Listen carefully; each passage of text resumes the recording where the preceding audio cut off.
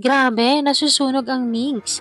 Isipin mo, noong Agosto 16, 2024, biglang naging sikat sa internet ang isang lumang barko.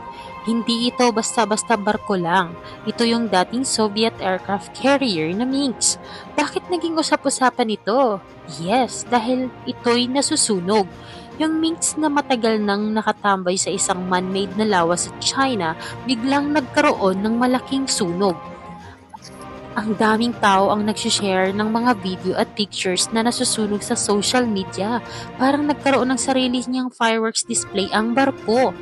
Ayon sa mga balita sa China, nagsimula ang sunog mga alas 4 ng hapon. Kasalukuyang ginagawa nilang museum yung barko nang mangyari ito. Agad-agad dumating ang mga bumbero at pulis para tulungan sila. Buti na lang walang nasaktan. Kinabukasan, may lumabas na video galing sa drone. Grabe ang sunog, sobrang laki. Pero sabi ng eksperto, hindi daw sila masyadong nagulat. Kasi nga, matagal nang pinabayaan yung barko sa lawa. Parang lumang bahay na hindi na inaalagaan at talagang delikado na. Sa social media naman, ang dami-daming nagjo-joke tungkol sa nangyari. May nagsabi pang, pwede mong alisin ang barko sa Russia, pero hindi mo maaalis ang pagiging Russian nito. Laging may kakaibang aksidente. May isa namang nagbiro, Ukraine, kayo ba ito? Grabe naman ang biro nyo. Ang Minsk ay hindi ordinaryong barko. Ito ay isang Soviet heavy aviation cruiser na ginawa noong 1978. Isipin mo, parang malaking barko na pwedeng magdala ng mga eroplano at maraming missile. Cool, di ba? Ang Minsk ay ang kapatid niyang barko ay ginawa para makipagsabayan sa mga barko ng Amerika. Sobrang high-tech nila noon. May mga missile sila na pwedeng magdala ng napakalakas na bomba, parang sa mga action movie. Pero nung bumagsak ang Soviet Union, nahirapan na ang Russia na alagaan ang mga barko. Parang ang anak na hindi na kayang pakainin ng magulang. Kaya noong 1990, ibinenta nila ang Minsk at ang mga kapatid nito. Ang Minsk ay napunta sa China.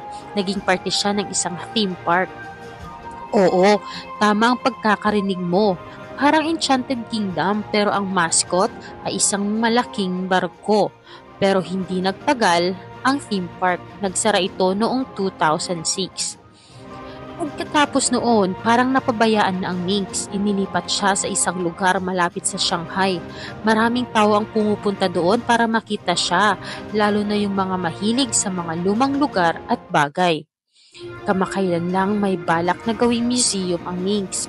Gusto nilang gamitin siya para turuan ang mga tao tungkol sa kasaysayan ng mga barko at digmaan. Pero mukhang may ibang plano ang tadhana para sa kanya. Ngayon, dahil sa malaking sunog na ito, mukhang tapos na ang kwento ng Minsk. Parang huling paalam niya sa mundo. Kahit ganon, hindi natin makakalimutan ang mga adventure niya mula sa pagiging makapangyarihang barko ng Russia hanggang sa pagiging bahagi ng theme park sa China.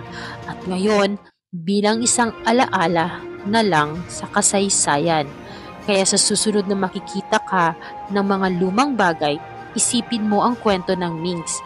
Minsan, ang mga pinaka-interesanting kwento ay galing sa mga bagay na akala natin ay wala ng silbi. Lahat ng bagay ay may kwento, kahit ang isang lumang barko na nasusunog sa malayong lugar sa Russia. Kung interesado kayo sa ganitong klase ng kwento, kung paano ang mga war machines at defense technologies ay umabot sa kanilang pagtatapos, ay magugustuhan ninyo ang mga susunod naming videos. Tatalakayin natin ang iba pang nakakailang kwento mula sa mundo ng military technologies, geopolitics at higit pa.